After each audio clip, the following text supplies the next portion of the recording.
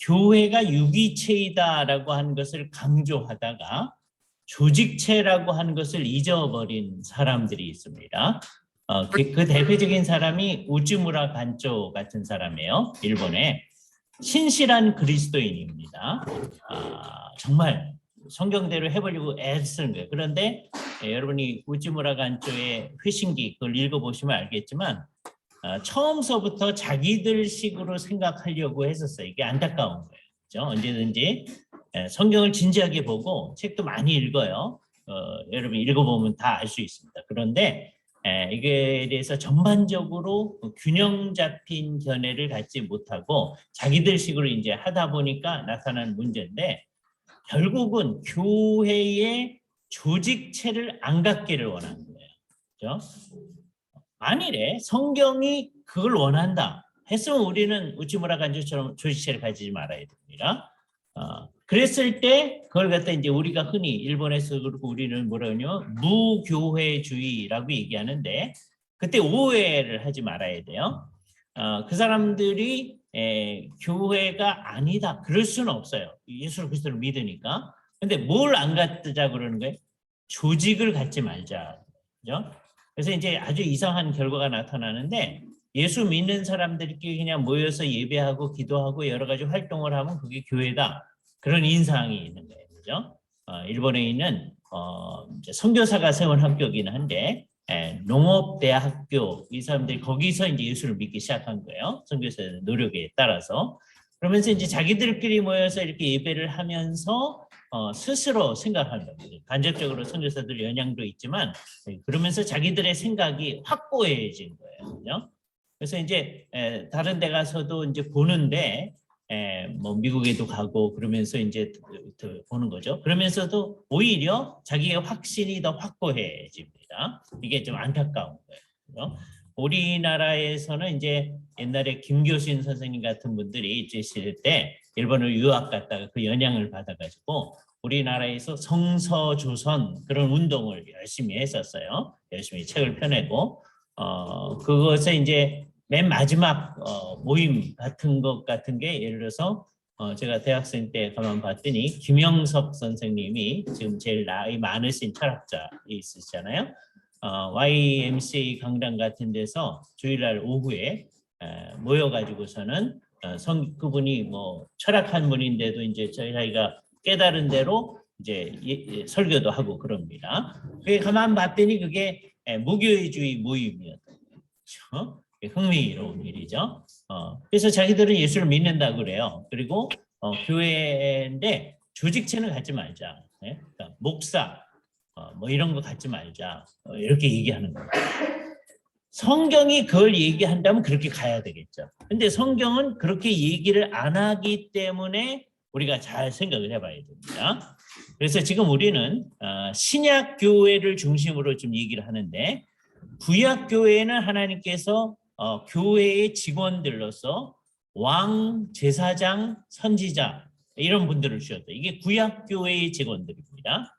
근데 신약 교회로 되면서 구약 교회를 신약 교회로 이제 갱신시키시면서 또 확대하면서 하나님께서는 어떻게 하셨느냐면 그하고는 상당히 다른 것을 갖게 하셨어요.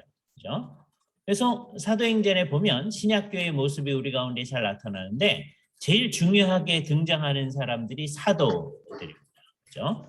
사도들은 예수 그리스도께서 친히 불렀던 사람들 가운데 가룟 유다가 이제 가버렸으니까 한 사람 마띠아를 얻어가지고 12를 채워 넣었어요.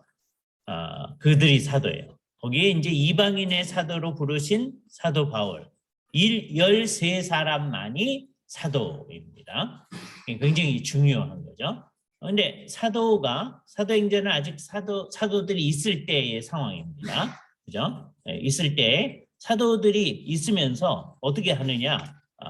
예루살렘 이 사람들이 맨 처음에 예루살렘에 있었으니까 예루살렘 교회에 장로들이 있었다라고 하는 것을 우리는 알게 되죠. 그렇죠? 그래서 예루살렘 교회는 이 사도들하고 장로들이 있었어요. 그리고서는 이분들이 이제 사도를 중심으로 해서 곳곳에 나가서 이제 복음을 전도하는데, 복음을 전도하는 모습 같은 것이 예를 들어서 사도행전 13장 같은 데에 있습니다. 그죠?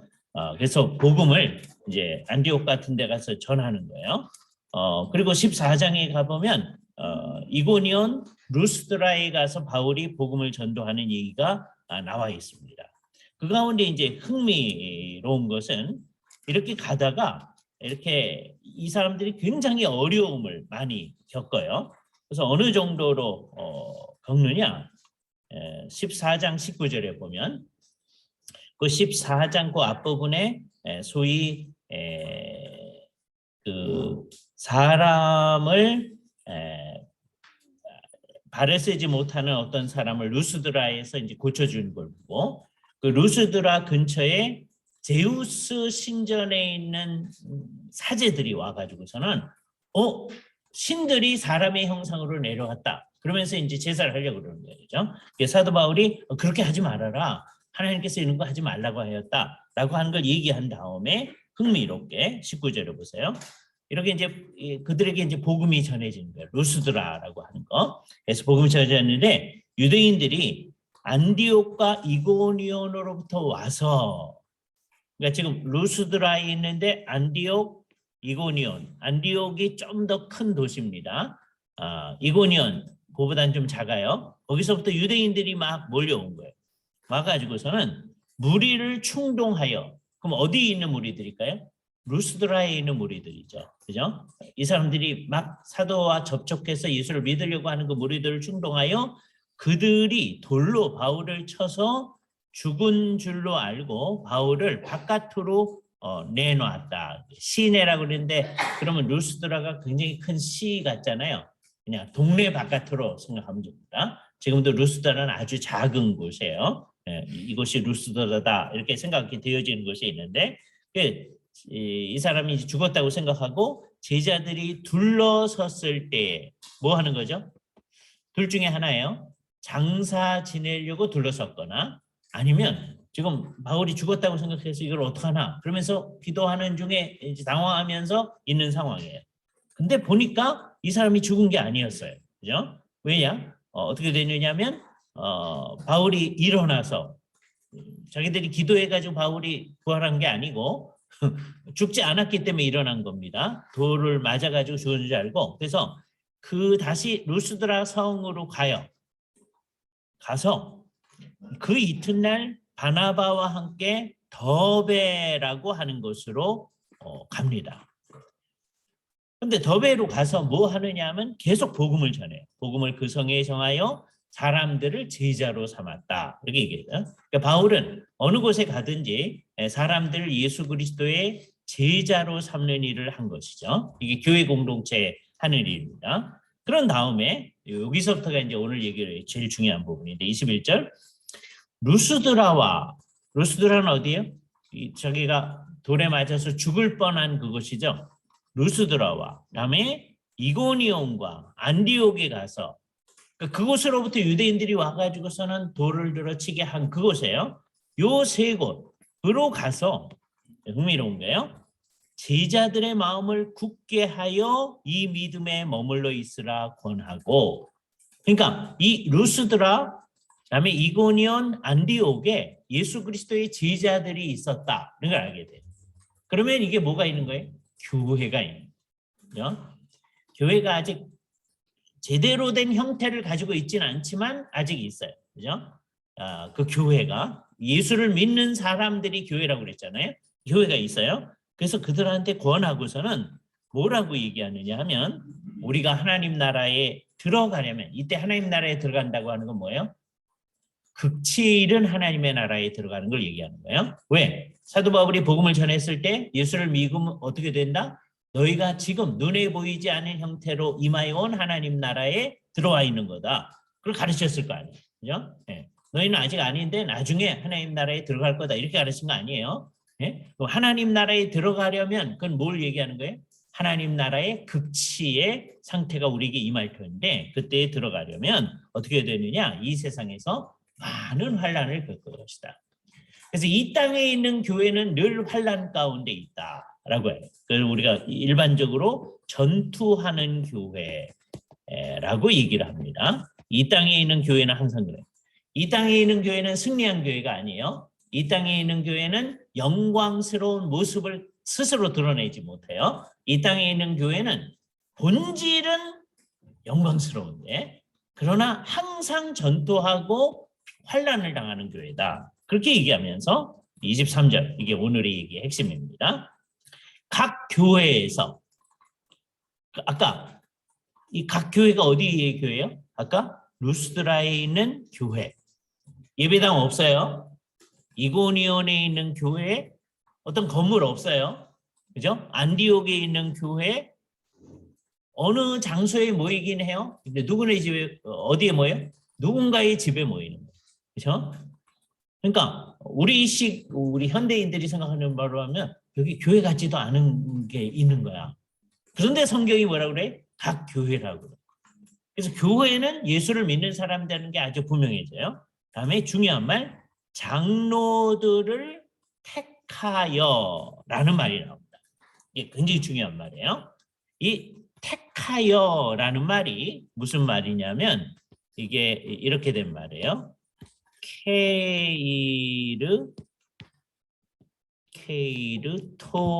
케이르토네오라는 단어예요. 예, 케이르라는 말이 손이란 말이죠. 그죠? 케이르토네오니까 여러분들은 짐작을 해야 됩니다. 제일 정확한 견해를 먼저 말씀드리고 잘못된 견해를 말씀드려요. 각 교인들이 손을 들어 펴해서 선택하는 거예요. 그러니까 원칙은 누가 정해줘요? 사도들이 정해준 거예요. 지금 여기는 이제 사도 바울이 혼자 가서 이제 다른 사람들하고 같이 복음을 전하는 거니까 원칙은 사도가 정해요. 그러나 누가 선출을 해요? 성도들이 선출하는 거예요. 그죠? 케이르토네오. 이걸 잘 생각해야 됩니다. 네. 자, 그래서 장로들을 교회가 처음부터 이제 어느 정도 체제를 갖추게 되면 뭐가 있게끔 의도하셨다는 게 장로들이 있게끔 의도하셨다.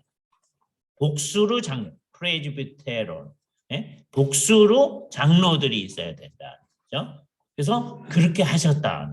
그렇죠? 그래 놓고서는 어떻게 하느냐? 장로들을 택한 다음에 기도하며 그들이 믿는 주님께 그들을 위탁했다. 주님께 맡겼다. 예? 그들이 믿는 주님께 이분들을 맡겨요. 이분들을 맡겨서 어떻게 하느냐? 이분들이 교회를 잘 돌보게 하는. 여기서 이렇게 얘기합니다. 그래서 곳곳을 다니면서 교회가 세워지면 일정한 기간이 지난 다음에 누가 있도록 하는 거예요? 장로가 있도록 한다. 이거 굉장히 중요한 얘기예요. 이걸 생각하면서 바울은 디모데 전서 또 디도서에 어떤 사람들을 장로로 세워야 되는지 원칙을 얘기를 합니다. 그래서 디모데전서 3장에 보면 원칙을 쭉 얘기를 해요. 3장 1절에 미쁘다 이 말이요 곧 사람이 감독의 직분을 얻으려면 디도서에서도 같은 말이 나오는데 감독은 뭐하고 같은 의미로 사용됐어요? 장로와 같은 의미로 사용됐어요. 이게 같은 거다. 그렇죠? 그러려면 어떻게 해야 되느냐? 선한 일을 사모한다. 그러면서 어떤 사람이 감독이 돼야 되는지 사도가 원칙을 정해줍니다. 이거는 아까 루스드라, 이고니온, 안디옥에서 너희들이 장로를 선택할 때 이런 사람을 택해라 라고 가르친 것과 같은 원칙이죠. 그죠? 디모데전서에서도 역시 마찬가지입니다. 어떻게 해야 되느냐? 책망할 것이 없어야 된다. 그죠? 이게 제일 큰 원칙이에요. 어떤 사람이 해야 된다? 책망할 것이 없어야 된다. 그러니까 여기 이제 여러분이 갈 방향이 이제 정해져 있는 거예요. 여러분은 이제 어떤 사람이 되어져야 돼요? 책망할 것이 없어야 돼요. 그럼 이제 딱 그 얘기를 듣자마자 우린 자격이 없는데요. 이렇게 나와야 됩니다. 우리가 아니면 그 누가 하겠습니까? 이러면 안 돼요. 네? 진짜로. 근데 그러니까 자격이 없는데요. 그러니까 이제 하지 말아야죠. 그게 아니고 책망할 것이 없는 걸 향해서 계속 나아가요. 이게 이 성경의 아주 독특한 생각인데 이게 끝까지 그렇게 나가는 거예요. 끝까지 책망할 것이 있어요. 여러분들한테는. 예? 그러니까 여기 그러니까 끝까지 책망할 게 있으니까 지금 책망할 게 있어도 그냥 내버려 두겠습니다. 그러면 안 되고 계속 책망할 것이 없는 데를 향해서 나아가는 거죠. 자, 그 책망할 것이 없는 것의 구체적인 예를 듭니다. 뭐라고 얘기하느냐? 한 아내의 남편이 되며 그렇게 얘기하는 거예요. 그러니까 혼인 관계가 바라야 된다. 그죠? 하나님이 창조하신 혼인의 질서에 따라서 혼인을 해야 된다. 하나님이 창조한 혼인의 질서는 한 남자와 한 여자가 혼인하는 거죠. 그죠? 한 아내의 남편이라고 했어요. 자, 그러면 이 원칙을 잘 보십시다. 예, 그러면 나중에 이제 이 세상은 왜 가족을 남자와 여자만 부부를 하느냐? 여자도 부부하고 남자도 부부하고 그러자. 또는 요즘에 얘기하는 거죠. 소위 여러 다자성애 뭐 이런 것도 하자. 그렇게 얘기를 할 때 여기서는 뭘 분명히 하는 거예요? 성경이 말하는 가족의 원리를 분명히 하는 거예요. 그죠? 이건 우리가 마음대로 어떻게 하다 보니까 이렇게 해서 가족으로 사는 게 아니라 하나님이 내신 원칙에 따라서 이렇게 하는 겁니다. 한 아내의 남편이 되며 그래서 절제하며 신중하며 단정하며 나그네를 대접하며 가르치기를 잘하며 쭉 얘기하는 가운데 맨 마지막에 4절 자기 집을 잘 다스려 자녀들로 모든 공손함으로 다 순종하게 하는 자여야 된다라고 장로의 자격을 쭉 얘기를 합니다. 자, 결혼을 해서 애가 있는 사람입니다. 그죠? 물론 이걸 이제 예외적인 경우를 생각해야 됩니다. 아브라함의 가정처럼 나중에는 이제 애가 있었지만 끝까지 애가 없으면 그 사람은 장로 못 돼? 아니에요. 이거 원칙을 얘기하는 거다. 그죠? 네. 하나님께서 아이를 낳지 못하게 하셨으면 그래서 끝까지 분이민 가정이 있을 수 있거든요. 그러면 그런 사람들이 이 원칙에 따라서 생각을 해야죠. 성경에 이렇게 했으니까 그거 안 됩니다. 이렇게 얘기하면 안 된단 말이에요. 그죠? 그걸 잘 생각을 하면서 우리가 이런 사람들로 장로를 이제 구성하도록 하나님께서 의도하셨다. 그러니까 교회 공동체 안에는 장로들이 있도록 하셨다라고 하는 것을 이제 우리는 알게 되는 것입니다. 그죠? 이게 흥미로운 거예요. 교회 공동체 안에 그런 사람들이 있었다. 근데 또 뭐도 있다는 걸 아느냐 하면 디모데전서 3장 뒷부분에 보면 뭐도 또 얘기하느냐 하면 저 뒤에 가서 이와 같이 집사들도 8절에 이와 같이 집사들도 있도록 하셨다. 거기서 집사의 자격을 얘기하고 이러이러한 사람들이 집사가 되게 하라. 그런 얘기가 나옵니다. 자, 이런 이제 인식을 가지면 이 집사들도 이제 어떻게 하는 거예요? 원칙을 이런 사람들이라는 원칙을 사도들이 얘기해 주면 그것에 따라서 성도들이 선출을 하는 거죠. 그죠? 자, 선출을 하고 나면 이제 어떻게 돼야 되느냐?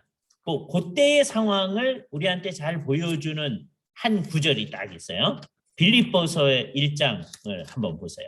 빌립보서 1장에 보면 흥미로운 말로 이제 시작을 하는데 그리스도 예수의 종 바울과 디모데는 그리스도 예수 안에서 빌립보에 사는 모든 성도와 또 감독들과 그 감독들은 누구겠어요? 아까 장로들이죠. 감독과 장로 같은 거니까. 다음에 누구에게? 집사들에게 편지하노니. 그러니까 빌립보 교회, 빌립보는 유럽에서 최초의 교회입니다. 그죠? 그 전까지는 이제 소아시아 주요 터키 이 지역에 있다가 마케도니아의 환상 때문에 이제 바울이 가서 빌립보에 교회가 개척이 되어졌어요. 그때 그 빌립보 교회 안에 세월이 좀 지나서는 감독들과 집사들이 있었다라고 하는 걸 알게 되죠. 자, 여기 이제 재미있는 현상을 보게 되었습니다. 사도가 있었어요. 사도. 근데 사도는 세월이 한참 지나니까 요한계시록을 쓴 사도 요한이 거의 맨 마지막에 돌아가신 분 같은데 다 죽었어요. 네? 맨 마지막에 죽은 사도가 요한 같아요. 거의 그랬을까 몰라. 정확하게는 모르니까. 그죠? 그럼 한 96년 또는 100년경에는 사도가 다 죽었어. 그럼 사도가 죽은 다음에 하나님께서 사도가 죽었으니까 이제 새로운 사도를 세워라 이러지 않으셨다는 거예요. 그죠? 사도가 죽으면 그걸로 끝나는 거예요. 그 대신에 뭐가 남아있냐? 사도의 가르침이 남아있어요. 네? 사도의 가르침. 이게 이제 우리한테는 제일 중요한 거예요. 그리고 그것이 신약 성경을 형성하게 돼요. 사도의 가르침. 어떤 거는 사도가 친히 써주고요. 바울 서신과 같이 사도가 친히 써주고, 또는 복음서 가운데서 몇몇 복음서는 사도가 쓴 거죠. 마태, 그다음에 요한. 이 사람들은 사도니까 사도가 써준 거죠. 근데 누가나 마가 복음서는 그 사람들이 사도가 아니잖아요. 사도가 아닌데 사도들의 가르침에 근거해서 성령님의 영감하에서 기록을 하게 하죠. 그래서 그것도 사도의 가르침입니다. 사도가 안 썼어도. 그래서 신약 성경이 형성되어집니다. 사도가 이제 죽고 나면 이제 우리는 사도를 세우는 게 아니고 이 신약 성경의 가르침에 충실한 일을 해야 되잖아요. 그죠? 그래서 요렇게 중간에 다리 역할을 한 사람들이 나오는데, 이게 바울 경우에 그게 아주 현저하게 나타나는데, 누가 나타났냐면 디모데, 디도 같은 사람들이 나타나요. 그죠? 이분들은 한편으로는 사도하고, 그 다음에 한편으로는 그 다음 세대에 우리가 흔히 목회자라고 하는 사람들하고 중간 교량 역할을 합니다. 디모데는 에베소에서 오랫동안 목회를 하도록 바울이 했던 것 같아요. 그러니까 바울은 에베소에서 가장 오래 있었던 것 같은데 한 3년 있었어요. 그죠? 근데 그 외에는 그렇게 오랜 기간이 있지 않았습니다. 이곳저곳에서 교회를 세우고 돌아보는 역할을 하는 거죠. 그런데 이제 그 다음서부터는 한 분이 어느 지역에서 오래 사역하도록 하는 역할을 하죠. 근데 그 중간 역할을 하는 게 이제 디모데, 디도. 나중에 이제 빌립과 같은 사람한테도 그런 용어를 이제 쓰는데 복음 전하는 자라고 얘기합니다. 복음 전하는 자. 전도자 빌립의 집에 들어가니 그런 말이 나오잖아요. 이게 복음 전하는 자. 그죠? 자, 이 사람들, 그러니까 사도, 그다음에 신약 시대에 뭐가 있었냐면 선지자가 있었어요. 구약 선지자와 비슷한데 좀 다른 성격의 선지자가 있었어요. 근데 사도가 죽었을 때 새로운 사도 임명 안 했습니다. 선지자가 이제 다 죽고 나면 요한계시록까지가 하나님의 뜻을 잘 전달하는 거잖아요. 새로운 예언이 우리에게 주어지지 않아요. 요한계시록이 있어지고 나면. 그 다음에 집사님들이 있고 요 복음 전하는 자들이 있는데 요 복음 전하는 자들의 역할을 한 다음에 또 다른 사람을 복음 전하는 자라고 하지 않아요. 그 다음에는 이제 교회 안에 늘 있도록 하신 직분이 있는데 요거하고 요거 사이에 딱 구별이 있는 거예요. 늘 있도록 하신 직분이 뭐냐? 이게 지금 얘기하는 장로라는 직분이 교회 안에 늘 있도록 하는 직분이었다라고 하는 걸 알죠. 근데 장로 직분을 생각할 때요. 흥미로운 일을 이제 보는데 디모데전서 5장 17절에 보면 이렇게 얘기합니다. 잘 다스리는 장로들은 배나 존경할 자로 알되, 이 말을 되게 오해하는데 장로님들 가운데서 잘 안 다스리는 장로님은 한 배 존경하고 잘 다스리는 장로님은 2배 존경하라는 말이에요. 그거 아니에요. 이 말은 뭐냐? 장로는 다 잘 다스리는 장로여야 된다. 예? 장로님들은 다 배나 존경해라. 무엇보다 배를 존경하는 거예요? 그 위에 보면 이제 소위 나이 많은 여자분들에 대한 얘기가 있거든요. 그분들을 교회가 존대해야 된다, 존경해야 된다. 그 얘기가 나오고 얘기가 나오는 거예요. 그래서 이제 그분들보다 더 존중해야 된다. 근데 그거를 배나 존경해라 이렇게 얘기한 거예요. 그랬는데 거기에다가 말씀과 가르침에 수고하는 이들에게는 더욱 그러할 것이다. 그래서 흥미로운 걸 여기서 알게 되어지는데 장로가 2 종류의 장로가 있구나 하는 걸 알게 돼요. 한 종류의 사람들은 잘 다스리는 장로들, 그래서 ruling elders라고 해요. 이걸 우리가 치리 장로라고 얘기합니다. 다스리는 장로, 그죠? 근데 이분들 외에 같은 장로인데 또 어떤 분들이 있다고 그래요? 말씀과 가르침에 수고하는 분들이 있다. 그런 사람들 우리가 뭐라 하냐면 teaching elders라고 얘기합니다. 가르치는 장로들, 그죠? 그러니까 이게 뭐예요? 목사죠. 나중에. 그래서 나중에는 이 룰링 엘더를 장로라고 얘기해요. 물론 이분들이 다 장로예요. 바울이 에베소 교회 장로님들을 밀레도 이렇게 오게 해가지고서는 얘기를 이제 하게 하잖아요. 자, 장로님들이 왔다라고 하는 게 우리식으로 말하면 목사와 장로에 해당합니다.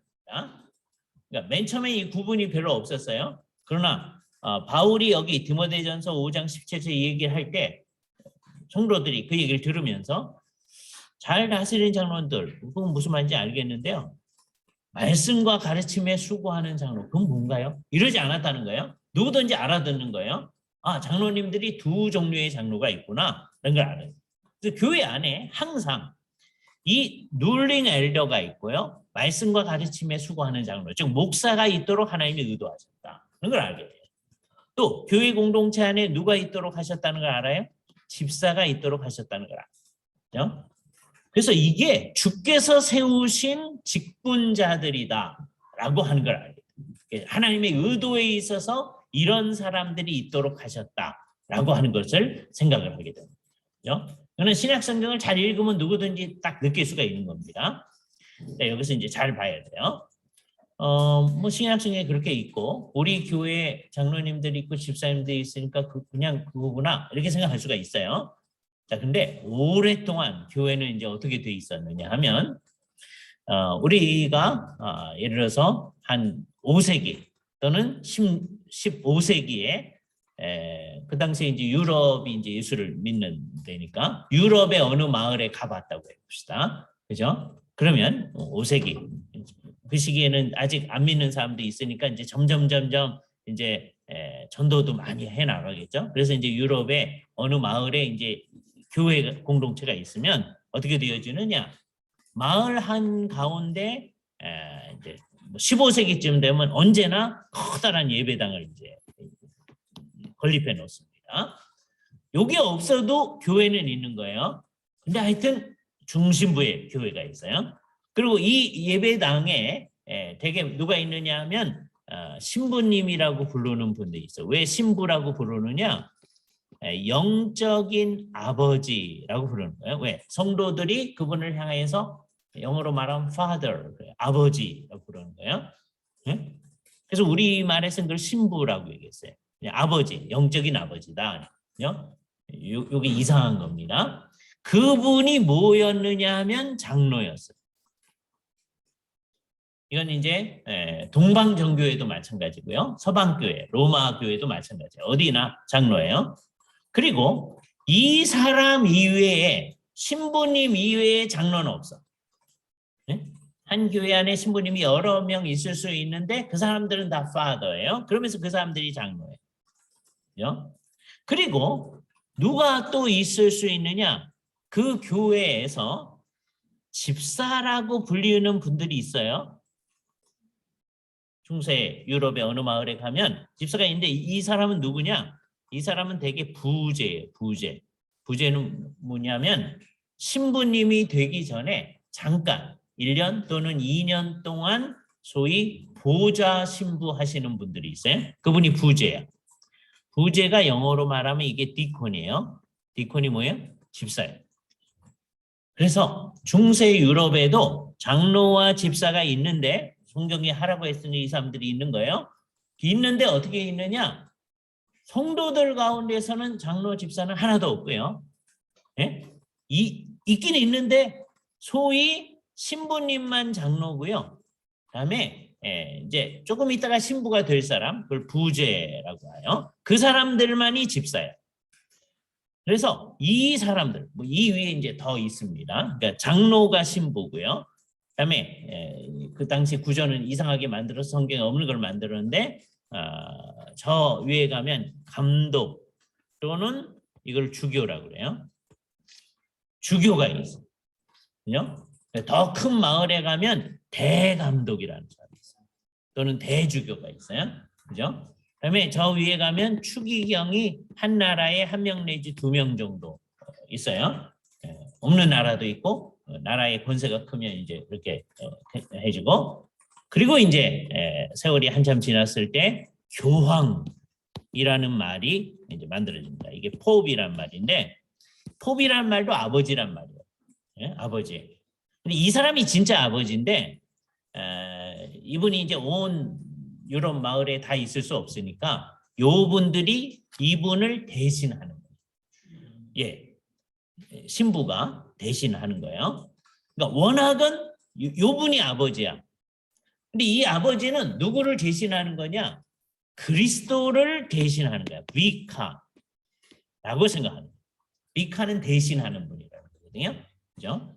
왜? 그리스도는 교회의 머리이신데 천주교에서도 그리스도가 교회의 머리라고 그래요. 그런데 그리스도는 하늘에 계시기 때문에 이 세상에 그분을 대리하는 분이 있어야 된다라고 생각한 거예요. 이분이 우리 아버지다. 그래서 위와 파파 그렇게 얘기하죠. 늘 교황에 왔을 때 아버지한테 정말 감사하고 뭐 그런 마음 갖추는 거예요. 이게 이제 천주교의 제도예요. 그러니까 가만 보니까 이게 성경이 얘기하는 거하고 달라. 네? 다른데 한 1600년 동안 그렇게 해왔어. 그럼 어떡할 거예요? 다르지만 이렇게 해왔는데 그냥 있어야죠. 그죠? 그래서 그냥 있는 거예요. 이거 고쳐보자고 이제 얘기한 사람이 조금 있긴 있었는데 그러면 이제 화형당해 죽었어요. 네? 다 그런 거예요. 그렇죠? 그러니까 이거를 딱 보고서는 이제 주께서 교회에 은혜를 베풀어 주십니다. 정말 은혜를 베풀어 주셔서 어렵지만 이 얘기 해당하는 이제 화형당해 죽을 수도 있어요. 그렇지만 우리는 성경이 말하는 대로 이거를 고쳐야 되겠다라고 하는 거를 철저히 한 교회가 있었어요. 그게 어느 교회냐? 이게 흥미로운데 예를 들어서 루터파 교회, 이게 종교개혁을 시작한 교회예요. 루터를 중심으로 시작한 거죠. 그런데 루터파 교회는 어떻게 하느냐? 요 구조를 교황, 추기경 이거 빼놓고는 그대로 가져왔어요. 네? 루터파 교회는 종교개혁을 한 교회예요. 그렇지만 역시 그 교회의 장로는 그 사교회의 신부님을 이제 신부라고 하기도 하고 신부라는 말 이거를 갖다가 프리스트라고 그래요. 사제란 말을 쓰지 말자는 얘기를 루터가 했는데 루터 자신도 철저하지 않아서 옛날서부터 이제 했던 말이니까 반쯤은 사제라고 합니다. 그리고 그거를 목사라고 그랬어요. 섬기는 사람. 뭘 섬기는 거냐? 하나님의 말씀과 성례를 섬기는 사람이라고 했어요. 목사라고 했어요. 반쯤은 목사라고 하고 반쯤은 사제라고 얘기를 합니다. 네. 그러면서 그분들만이 집사야. 루터파 교회도. 다음에 부제가 죄송합니다. 조금 아까 집사라고 그랬어요. 네. 그분들만이 장로야. 그리고 부제가 루터파 교회도 부제가 있어요. 부제가 집사야. 루터파 교회도 성도들 가운데 장로 집사는 없어. 똑같은 제도가 어디에도 있느냐? 영국 성공회도. 영국 성공회도 종교개혁을 한 교회예요. 종교개혁의 이신칭의 교리를 딱 붙들고 있는 거예요. 그리고 교황이 그리스도의 대리자가 아니다 선언한 거예요. 네? 대신에 이제 영국 교회는 우리의 교회의 머리는 왕이다. 이게 이상한 거죠. 그게 수장령이야. 교회의 머리가 누구신가? 그리스도다. 그분들도 분명히 그래요. 근데 그리스도는 지금 하늘에 계시니까 그리스도를 대리하는 분이 여태까지는 교황이었었는데 교황이 아니고 그럼 누구다? 우리 왕이다. 영국이라는 나라 안에서 그가 이 나라의 머리니까 교회의 머리이기도 하다는 거예요. 종교개혁하면서도 이제 중간에 좀 서 있는 거죠. 우리가 느끼기에는 종교개혁하다가 중간에 만 것 같은 느낌이 들어요.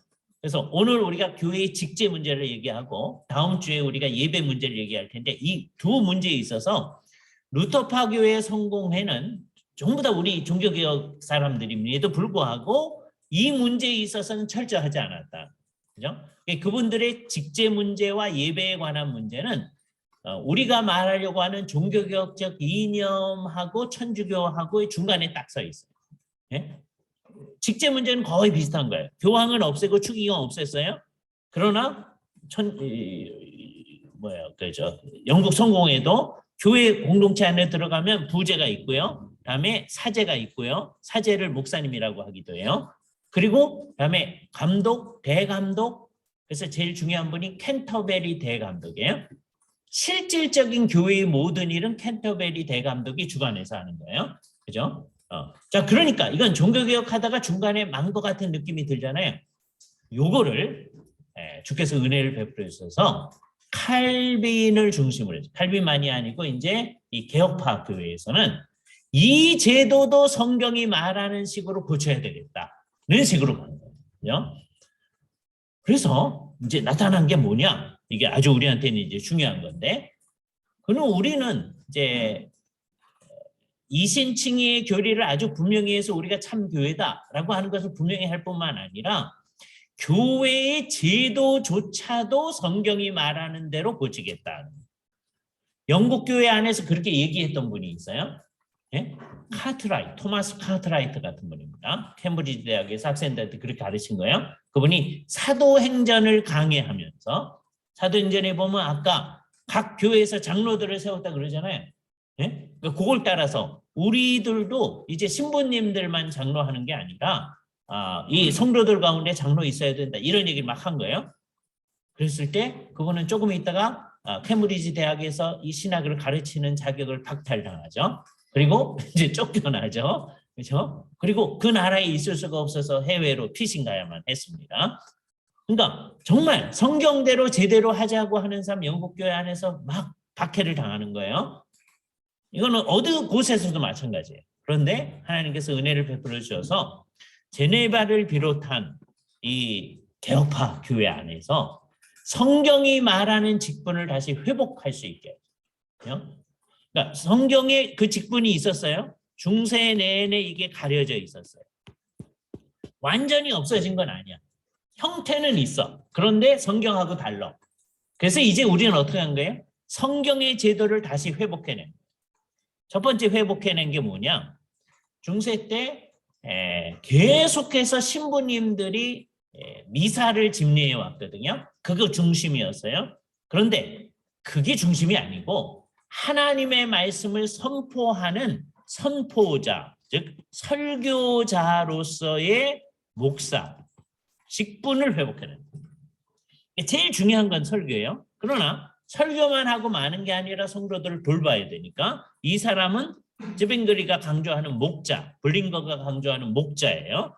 그래서 이 사람이 목회자로서의 목사, 설교자와 목회자로서의 목사를 회복해낸 거예요. 이게 굉장히 중요한 거예요. 왜냐하면 옛날에 천주교에 있을 때도 하나님의 말씀을 선포하거든요. 조금. 근데 그게 중심이 아니야. 뭐 중심이냐? 성례 의식을 집례하는 게 중심이에요. 그죠? 그런데 우리는 그것도 굉장히 중요하게 생각하지만 일단 성례가 의미 있으려면 일단 하나님의 말씀을 선포해야 된다. 설교자로서의 목사의 직분을 회복해낸 거예요. 이것만 강조하면 안 됩니다. 옛날에 천주교에도 하던 건데 성도들을 잘 돌보는 그 역할. 천주교에서도 계속 강조했던 거죠. 뭐 잘은 못했지만 하여튼 강조는 해왔어요. 우리도 강조해야 돼요. 우리도 항상 목회자는 설교자이면서 동시에 뭐 해야 된다? 성도들을 잘 돌아봐야 된다. 이 성도들을 잘 돌아보는 그 역할에 대해서는 이분은 우리가 별로 안 좋아하는 분인데, 물론 개혁파에 좀 가까이 오긴 해요. 그래도 안 좋아해. 왜? 철저히 개혁파가 아니기 때문에. 그러나 이 책은 중요한 책이에요. 리처드 박스터의 참된 목자상이라고 우리말로도 옛날서부터 번역되어 있어요. 거기서 제일 중요한 게 뭐냐면 성도들을 돌보는 거예요. 신방이라고 하는 게 바로 그거예요. 성도들을 잘 돌보는 거예요. 이게 영어로 말하면 비지테이션입니다. 정말 이거는 우리의 삶 전반에 있어서 성도들을 돌보는 역할로서의 목사직의 회복. 이게 정말 회복이거든요. 회복돼 놓고선 다시 어두운 가운데 가게 하면 안 돼요. 목사님도 뭐 해야 돼요? 하나님의 말씀을 정말 가르쳐서 하나님의 경륜 전체를 잘 가르쳐야 돼. 그러면서 성도들 한 사람 한 사람을 잘 돌봐야 돼요. 이게 지금 약해지고 있어요. 우리 학교에서 이제 졸업하신 분들은 뭐는 좀 해보려고 그러냐면 설교는 좀 해보려고 그래, 제대로. 근데 설교만 해. 네? 성도들을 한 사람 한 사람 돌보는 거는 딴 사람이 훨씬 잘하는데 이렇게 되는 경우가 있어요. 그거 안 하면 우리 목사가 아니다. 그죠? 그러니까 여러분의 시간은 다 이제 성도들의 시간입니다. 그게 싫거든 목사를 하지 마세요. 네? 내 시간이 아까운데 왜 이걸 남들을 위해 합니까? 네? 목사는 뭐 하는 사람이에요? 성도들 위에 있는 사람이에요. 그죠? 이건 암만 강조해도 지나치지 않습니다. 그죠? 물론 뭐를 해놓고 그걸 해야 돼요? 하나님의 말씀을 제대로 잘 가르쳐서 성도들 전체가 성경이 말하는 하나님의 경륜 전체로 가도록 하는 일을 하면서 한 사람 한 사람을 돌봐야 돼요. 그러니까 말씀을 가르칠 때는 성경의 그 원칙이 분명히 드러나야 가르쳐야 돼요. 근데 돌볼 때는 한없이 부드러워요. 네? 그러니까 성도들이 착각을 일으킬 정도가 돼야 돼요. 말씀을 가르칠 때는 얄짤 없어야 돼요. 근데 평소에 이렇게 할 때는 성도들의 그 상황을 다 끌어안고 이거 틀려서 막 야단치고 하는 게 아니라 결국은 고쳐 나가는데 그 사람들을 끌어안고 가는 그 모습이 있어요. 성도들이 우리 목사님입니다. 이렇게 할 수 있어요.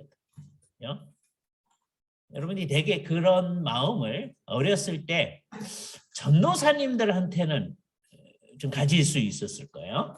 네? 왜? 전도사님은 몇 명 안 되는데 우리 이렇게 가깝게 학생회 임원하면서 이렇게 돌아보고 하셨으니까. 근데 목사님은 되게 어떤 마음을 가져요? 주일날 잘못된 용어, 대예배 수간에 이제 설교하시는 분이어서 맨날 얘기를 듣긴 듣는데 우리한테는 거리가 먼 분. 이러면 우리는 망하는 겁니다. 여러분 어떻게 돼요? 하나님의 말씀을 잘 강의하면서도 옛날에 여러분이 아주 가까운 전도사님을 우리 전도사님입니다 하는 것이듯이 해야 돼요. 예, 이게 어느 정도 왜 중요하냐면 제가 한 가지 예를 들을게요. 우리 박형령 교수님께서 옛날에 총신대학의 기독교 교육과의 어떤 교수님을 어렸을 때 이제 중고등부 때 지도하셨어요. 근데 그때 전도사님이었어. 그죠? 그럼 이제 그 총신대학 그 교수님 지금 은퇴하신 교수님이에요.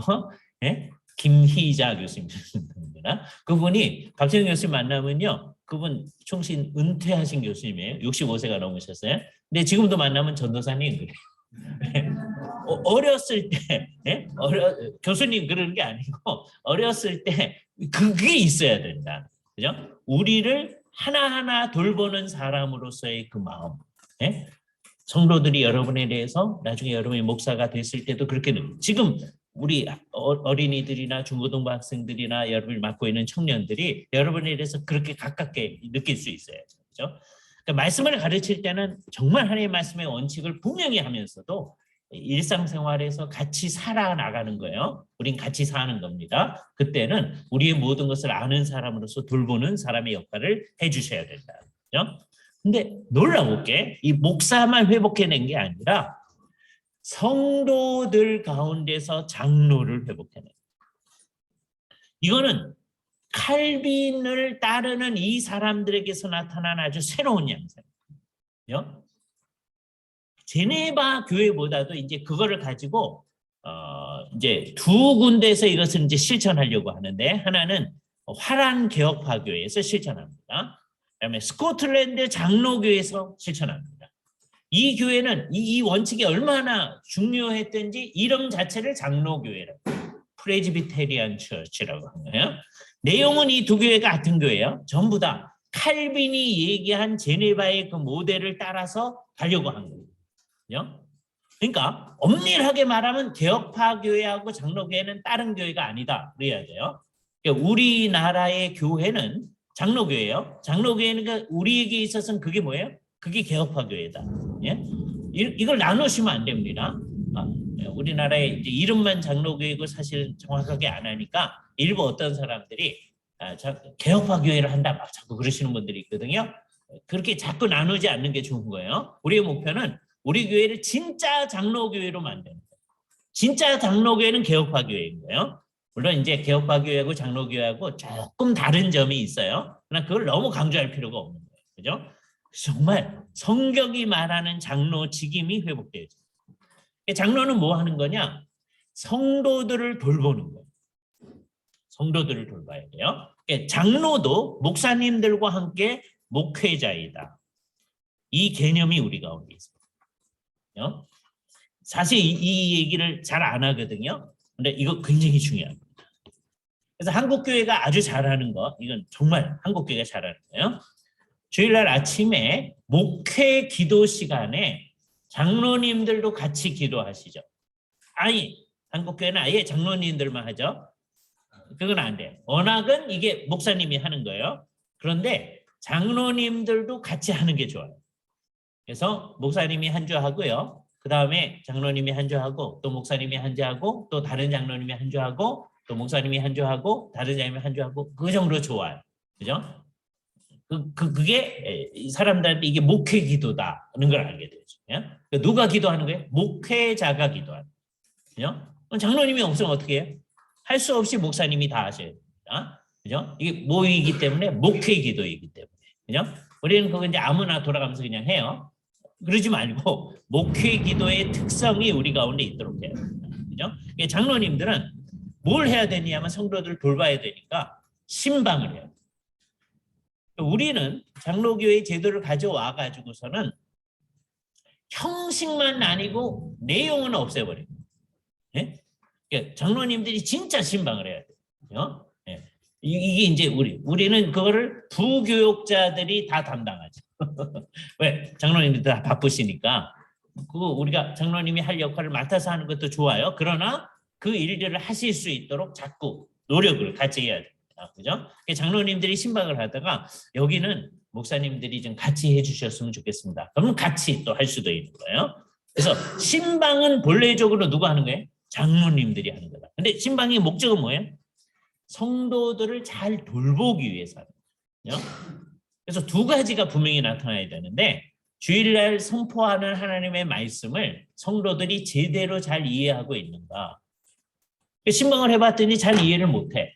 네? 그러면 이제 그거를 장로님들이 가끔가다 모여가지고 목사님한테 이런 거는 잘 이해했는데 성도들이 이건 잘 이해 못합니다. 이렇게 말씀을 드리는 거예요. 네? 그리고 우리 성도들이 이렇게 돌아봤더니 이런 것을 잘 못하고 실천을 못하고 있습니다. 그걸 얘기하는 거예요. 그거 의논하는 게 당회야. 딴 게 당회가 아니고 당회는 목사님과 장로님들의 모임인데 뭐 하는 거냐? 진짜 당회는 어떤 거냐? 여러분이 어느 대학부를 한번 생각해 보세요. 대학부에 전도사님 계시잖아요. 여러분이 대학부 지도할 수도 있으니까. 그리고 리더들 세워놨잖아요. 그럼 리더들하고 전도사님하고 모여가지고 소위 순원들의 상태가 어떤지 점검을 할 수 있잖아요. 그게 당회예요. 그 역할을 해야 된다. 예? 예. 쉬어야 되는데 이제 큰일인데 그래도 5분만 쉬겠습니다. 예. 5분만 쉬고 예. 네, 7분 쉬어도 되겠어요. 우선 7분만 쉬겠습니다. 예.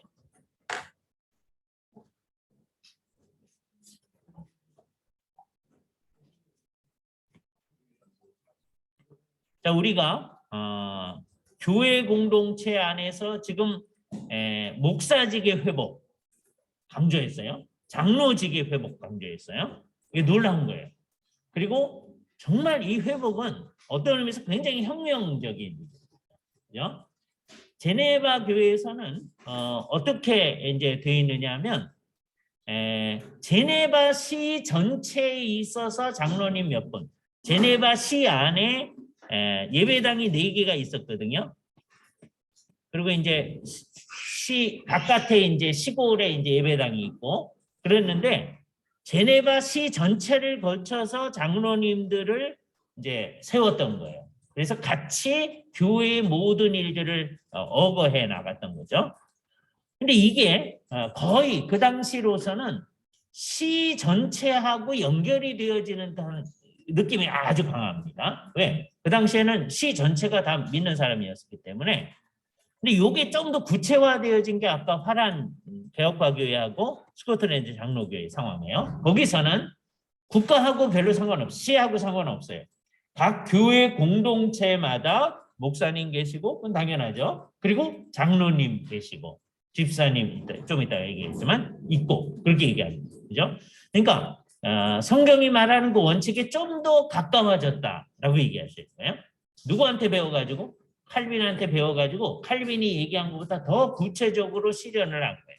그죠? 이게 굉장히 중요한 겁니다. 각 교회의 장로님들이 있게 된다. 장로님들이 성도들을 잘 살피는 일, 그거를 잘 유도를 하셔야 됩니다. 우리가 같이 목회자다. 그죠? 여러분이 나중에 목사님이 되신 다음에 나는 목회자고 당신네들은 아니다. 이렇게 얘기하면 안 돼요. 장로님들을 같이 목회자로 생각하면서 이 일을 해야 된다. 그죠? 다음에 이제 집사님들을 세워졌어요. 집사님들은 뭐 하는 거냐? 집사님들은 성도들을 잘 돌보는데 어떤 의미에서 돌보느냐? 집사님들은 생활을 돌보는 거예요. 구체적으로. 그러니까 집사님들도 신방을 하는 거예요. 그런데 뭐를 주로 신경 쓰면서 신방을 하는 거냐? 생활이 어떤가 하는 걸 보는 거예요. 삶의 형편이 어떤가? 이 집은 뭐가 좀 필요하다. 그러면 집사회에서 이제 의논을 해가지고서는 이제 아무도 모르게 집사회만 알고서는 그분한테 도움을 드리는 거죠. 그죠? 예. 제네바 교회의 경우가 이게 아주 잘 나타나는데 제네바 교회에 이제 집사님들의 이제 기록물이 남아 있어요. 그죠? 근데 어떻게 되겠냐면 그 당시에 이탈리아 피난민 교회 이런 게 제네바에 있습니다. 그러니까 이탈리아에서 피난 온 사람들만 그 사람들 모여가지고 이탈리아어로 이제 예배를 해야 되잖아요. 네? 그러니까 그 사람들이 프랑스 말로 예배를 할 수가 없잖아요. 일부는 다 알긴 알겠지만 어려우니까 이탈리아 말로 예배를 하는 거예요. 그럼 그 사람들을 돌보는 집사님들이 따로 있는 거죠. 그분들의 이제 기록에 남아 있는 바에 의하면 누가 이탈리아에서 지금 새로 왔는데 정말 형편이 어려워서 교회가 얼마만큼을 주었다. 그래서 한참 쓰시면 그 사람이 이제 일하는 기술이 있었기 때문에 일을 해가지고 얼마만큼을 교회로 갚았다. 이 놀라운 거죠. 실질적인 도움을 준 거예요. 그 사람이 여기 정착해서 살 수 있게끔. 그죠? 집사의 역할을 우리가 뭐라고 해야 하냐면 이렇게 성도들을 잘 돌아보는 거예요. 집사를 아까 디콘이라고 그랬잖아요. 디아코노스죠. 디아코노스. 그래서 여기 이것과 관련된 말이 디아코니아라는 거예요. 디아코니아는 섬김입니다. 아주 구체적인 섬김이에요. 사람들의 삶 전체를 돌봐서 필요한 것들을 공급해줘서 이 사람이 살 수 있도록 하는 거예요. 이게 아주 놀라운 거예요. 그래서 이 개신교 지역은 어떠느냐 하면 가난한 사람이 나타났다. 그러면 그 사람한테 도움을 줘요. 나중에는 일자리까지 창출해 줍니다. 칼빈이 소위 일종의 공장 같은 거를 좀 어떻게 많이 만들도록 유도를 해요. 그래서 이 가난한 사람들이 일할 수 있도록 일자리를 창출해 줍니다. 그런데 어떤 사람이 일하기 싫어하잖아요. 그러면 쫓아냅니다. 네? 일하기 싫거든 먹지도 말아라 라고 하는 걸 실현하는 거예요. 그죠? 맨 처음에는 필요한 거 줘요. 그냥 줘요. 근데 일해라. 일할 수가 없는데요. 그럼 일자리를 자꾸 만들어주는 거예요. 이게 굉장히 중요한 일이에요. 물론 교회가 일자리를 만들 수는 없어요. 예수를 믿는 사람들이 곳곳에 나아가서 열심히 일자리를 만드는 일을 해야 돼요. 그죠? 우리 교회 한 집사님은 나이가 많으신데 일정한 사업을 하세요. 아내도 잘 사실 수 있는 분이거든요. 근데 왜 그러냐? 그렇게 함으로써 많은 사람이 일할 수 있는 일자리를 만드는 거예요. 예? 괜히 그거 해가지고 본인 고달퍼, 힘들어. 예? 그거 안 하면 편히 사는데. 예? 근데 이게 기독교적인 태도다. 그죠? 일자리를 창조해서 일할 수 있게 하는 거죠. 그래서 이제 열심히 일하니까 나중에는 자, 여기는 필요하면 뭘 주는데요. 그렇지만 일하기 싫거든 먹지도 말아라. 그걸 강조하는데요. 그러니까 이걸 제대로 하면 복지병에 안 드는 공동체가 교회 공동체. 필요한 걸 나눠주대. 그러니까 세월이 지나면 우리 공동체 내에서는 우리는 필요 없어. 그럼 이제 어떻게 되는 게 이 우리에게 남아 도는 것을 바깥으로 섬기는 게 되는 거죠. 그래서 디아코니아라는 말이 서구 사회에서는 이제 어떤 의미가 됐냐면 교회 바깥에 있어서의 사회에 봉사하는 일을 디아코니아라고 많이 쓰게 됐어요. 결과적으로 그렇게 됩니다. 목표는 뭐예요? 그 사람들한테 그리스도의 사랑을 실천하는 거죠. 그 그리스도의 사랑의 실천을 보고서는 사람들이 저 속마음에서 감화를 받아서 그리스도의 사랑으로 나올 수 있도록 하기 위해서 하는 거죠. 근데 이게 눈에 보이게 하면 안 돼요. 네? 눈에 보이게 하면 다음에 일화에 나오는 일처럼 되어지는 거예요. 옛날에 어떤 시골 마을에서 교회가 어떤 이제 할머니를 많이 도와드렸대요. 근데 어느 날 할머니가 예배당에 나오시더래요. 한동안 나오시더니 이제 안 나오시더라는 거예요. 그래서 이제 목사님하고 이제 장로님한테 찾아갔어요. 할머니 요즘 왜 안 나오세요? 그랬더니 할머니 하신 말씀이 목사님 그만큼 나가드렸으면 됐잖아요. 네? 이게 이제 사람들의 생각을 잘 표현하는 거예요. 교회가 도움을 주면 내가 감사해서 뭐 해준다. 나가주는 거죠. 네? 성도들이 우리 때문에 나와주는 거죠. 예배에 하도 오라 그러니까. 네? 못다위 생각하면 안 되는 거예요. 네? 물론 목사님 입장에서는 또 교회 장로님들, 목회자 입장, 장로님들 목사니까 성도들이 나오는 건 감사한 일이에요. 네? 그러니까 서로가 이제 좋은 태도를 가져야 되는 거예요. 성도의 입장에서는 우리가 나오는 거에 대해서 감사하시면 안 됩니다. 이건 마땅히 해야 할 일이에요. 이렇게 나와야 되는 거죠. 그러나 목회자들 입장에서는 성도들이 나오면 그것도 열심히 나오면 감사해야죠. 당신이 마땅히 해야 되는데 뭐 나왔다고 해서 감사할 건 하나도 없다. 그러면 안 돼요. 네? 우리는 감사하는 거예요. 근데 감사하다고 자꾸 얘기하면 오해할까 봐. 네? 내가 열심히 나오면 목사님이 감사해야 되는 거구나. 이렇게 오해할까 봐 걱정은 되죠. 그렇죠? 성도들은 이게 마땅히 해야 할 일이다. 그렇죠? 여기서 하나님의 뜻을 잘 가르침을 받아가지고 그 하나님의 뜻 가르침 받은 걸 가지고 우리가 이 세상에 나가서 디아코니아 하는 삶을 사는 거예요. 우리의 삶 전체가 그런 거예요. 그죠? 그뿐만 아니라 우리가 특별히 가난한 사람들을 구제하는 일을 할 수 있어요. 디아코니아를 하는 거예요. 그래서 우리 뭐 하는 거예요? 이 세상 사람들에게 도움을 주는 거예요. 그러니까 정상적인 경우에 있어서는 집사님들이 이 역할을 잘함으로 말미암아 교회 공동체가 있으면 그 마을 전체가 좋아해요. 왜? 자기들한테 유익이 되거든요. 그죠? 그래서 어느 교회가 정상적인가 아닌가는 뭘로 추론하냐면 그 교회가 있는 거에 대해서 그 마을 사람들이 좋아하는가 아니면 싫어하는가. 네? 현대에는 다 싫어합니다. 네? 일본 같은데 더 싫어해요. 네?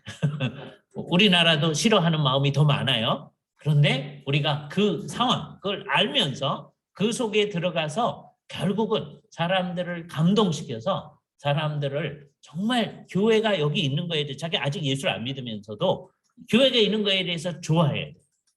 근데 그것이 끝은 아니고 결국 그래서 주님을 믿어 나와야 되죠. 그죠? 네, 그게 이제 우리의 목표입니다. 그러나 일단은 교회가 있는 것을 좋아하게끔 만드는 일을 해야 돼요.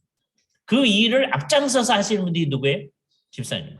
그렇죠? 집사님들은 교회 안팎의 사람들을 진짜로 돌보는 일을 해야 된다. 네? 그게 집사의 역할입니다. 한국은 상당히 많은 사람들을 집사로 만들었습니다. 그래서 전 인민의 간부와 비슷하게 전 교인의 집사화를 이루고 있어요. 이게 정말 초신자 몇 명 제외해놓고는 다 집사예요. 그죠? 그래서 우리가 만든 창의적인 제도가 소위 서리 맞은 집사입니다. 서구에는 이런 거 없어요. 우리만 만든 거야. 그죠? 이게 창조적인 거예요. 이거 성경에 없어요. 네? 성경이 말하는 집사님은 다 안수 받은 집사예요. 소위 안수 집사예요. 그게 집사예요. 그러니까 성경에는 안수 집사란 말이 없어. 집사가 안수 집사예요. 네? 분명히 해야 돼요. 집사인데 뭐 한국 교회가 아직 그렇게는 아니지만 이분들이 그 역할을 할 수 있게끔 서리 집사 창의적으로 하는 거 뭐 안 된다고 할 필요 없어요. 대신에 그 역할을 분명히 하게. 이름은 집사인데 집사가 뭐 하는 건지도 몰라. 예? 그래서 이제 우리가 농담하는 대로 이렇게 돼버려. 예? 그러면 안 되는 거죠. 그렇죠? 진짜 집사가 뭔지 우리가 있음으로 인해서 우리 마을 전체가 기뻐할 수 있게끔 마을 전체에 나아가서 이 봉사의 일을 하는, 제가 어떤 강도사님, 지금은 이제 목회한 지 한 10여 년 이상 된 목사님이에요. 근데 그분이 강도사님 할 때 이제 수업을 하면서 얘기를 하는 거예요. 이분이 이제 개척을 하면서 그 마을을 새벽 기도에 마치고 나가서요. 그 마을을 열심히 썰었대요. 그랬더니 나중에는 그 마을 사람들이요. 강도사님 여기 오셨어요. 여기도 쓰세요. 그러는 거예요. 네? 자, 여기 이제 재미있는 현상입니다. 저는 그 얘기를 들으면서 굉장히 기뻐했어요.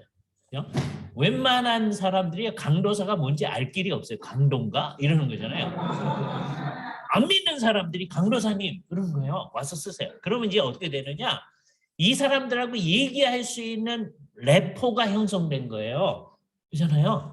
그럼 그 사람하고 이제 어느 날 뭘 좀 대접하면서 얘기를 할 수 있어요. 복음도 얘기할 수 있고. 그렇잖아요. 그러니까 맨 처음에는 이분이 화가 났더라고요. 내가 그 쓰는 사람이니까 내가 이렇게 열심히 쓰러졌는데 그걸 고맙게 여기지는 않고 나를 쓰는 사람 취급하다니. 그러나 그게 굉장히 중요한 거예요. 근데 강도사님만 그렇게 하는 게 아니라 집사님들이 그거 하는 거다. 교회 집사가 되면 그 마을의 모든 굳은 일들을 도맡아 다 해줘야 돼. 미쳤지 왜 이 세상 사람들이 그렇게 살겠어요? 그러나 교회 공동체 안에서 하나님의 사랑에 감동된 사람들이 그렇게 해서 그런 사람들이 많은 거에 대해서 그 마을 사람들이 좋아해야 된다니까. 예수를 안 믿으면서도. 근데 나중에 저 사람들이 왜 저렇게 사나 그랬을 때 우리 안에 있는 소망에 관한 이유를 듣고서는 그 사람들이 자기도 예수를 믿으러 나오는 역할을 해야 되는 거죠. 이 일이 이 직분자들이다라고 하는 걸 생각해요. 이 직분자들은 성경에 의하면 어떤 성격을 지니고 있느냐? 이 사람들이 전부 다 디아코노스예요. 디아코노스는 뜻이 뭐예요? 이게 집사라는 말도 되지만 이게 뭐냐면 섬기는 자. 우리말 성경에서는 다 일꾼이라고 그랬어요. 그러니까 넓은 의미의 디아코노스에는 사도도 자기를 디아코노스, 이 직분을 맡아 그렇게 할 때 디아코노스라는 말 씁니다. 목사도 디아코노스예요. 장로님도 디아코노스입니다. 집사님도 디아코노스예요. 그러니까 디아코노스라는 말은 일꾼이라는 의미로 사용되어질 수 있어요. 또 아직 아무런 직분도 없는 사람도 예수 믿는 사람은 다 디아코노스예요. 그죠? 그 중에 아까 말했던 그 집사의 직분을 또 특별하게 디아코노스라고 합니다. 그러니까 문맥을 잘 살펴서 이것을 일꾼이라고 번역할지 아니면 집사라고 번역할지를 잘 생각을 해봐야 돼요. 그죠? 이걸 잘 보면 로마서 16장에 봤을 때요. 여기 아주 독특한 사람이 한 사람 등장하는데 어떤 사람이 등장하느냐 하면 로마서 16장 1절에 보면 내가 겐그레아 교회의 일꾼으로 있는 이 일꾼이란 말이 디아코노스예요. 우리 자매 베베를 너희에게 추천하노니.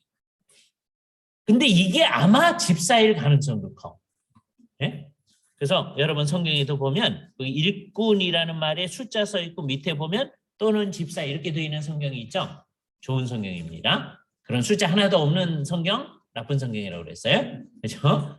요게 집사라면 이거는 여자분이 집사가 될 수 있는, 그 성경이 말하는 집사는 다 안수 집사입니다. 가능성이 있을 수 있다라고 하는 거예요. 성경에서는 장로와 목사는 여자가 안 된다고 하고 있어요. 그걸 굉장히 중요하게 생각합니다. 시간이 없으니까 그 내용은 여러분들이 교회 그 그리운 이름 보면 한 챕터에서 제가 그걸 자세히 다뤄놓고 있으니까 그걸로 정리를 하셔야 됩니다. 그런데 뭐는 가능성은 있다? 여자분들이 집사를 할 가능성은 있다라고 하는 걸 잘 생각을 해야 돼요. 그죠? 이건 뭐 때문인가? 성경이 그런 예가 나오기 때문이기도 하고 그들이 지닌 그 성격상 그것이 품성상 그 직분에 어울릴 수 있다. 그죠? 그러나 교회가 그것을 이제 그렇게 하지 않으면 우리는 그걸 하면 안 됩니다. 이거는 이제 학문적인 논의를 할 때 이런 논의를 할 수 있는 거예요. 우리 헌법에서는 아직 목사, 장로, 집사 전부 다 남자들만 하도록 돼 있어요. 그러니까 우리는 그 방면으로 나아가는 거예요. 그러나 나중에 이제 논의를 한다면 요 논의, 여자분들이 집사를 할 수 있는 가능성에 대한 논의는 학문적으로 할 수 있을 거다라고 하는 것을 생각을 해보시면 됩니다. 요때 이제 한 가지 더 생각을 해야 되는 게 있어요. 요때 우리가 이 사람들이 일꾼이라고 그랬어요. 이 일꾼은 어떻게 되는 거냐? 이를테면 교회가 성도들이라고 그랬습니다. 성도라는 말 자체가 거룩한 무리들이에요. 그러니까 성도들이라는 게 무리들들 이렇게 되는 거예요. 이게 좀 애매하긴 하지만 그렇게 해야지 이해가 되니까 성도들이라고 쓰겠어요. 이를테면 목사, 장로, 집사는 전부 다 이 성도님들을 섬기는 사람. 그 미니스터란 말이 섬기는 거예요. 성도들을 섬기는 거예요. 그러니까 이를테면 성도들 밑에 있는 사람. 이 의식을 가져요. 바울은 자기가 뭐라고 그러냐면 내가 그리스도의 종 되었고 너희의 종된 나 바울은 그렇게 얘기합니다. 그러니까 우리는 성도들의 종들이다. 이 의식을 가져요. 이 의식이 제일 중요합니다.